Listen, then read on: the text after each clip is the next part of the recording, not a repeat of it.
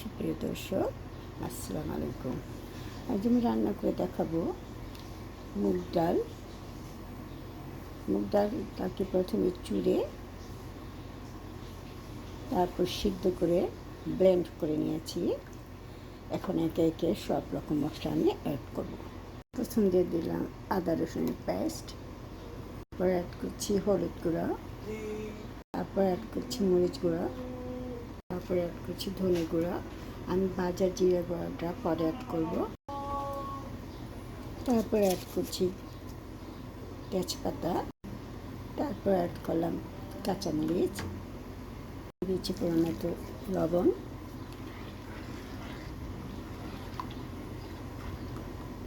এখন অ্যাড করছি ভাজা জিরা গুঁড়া।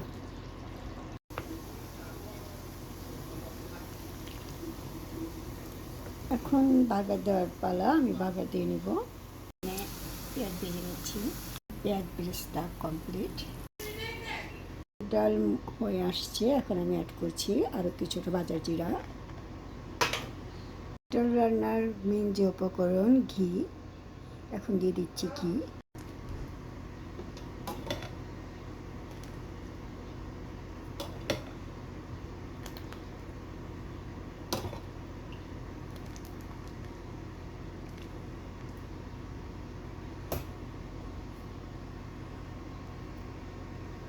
আমার মুগ ডাল রান্না অলমোস্ট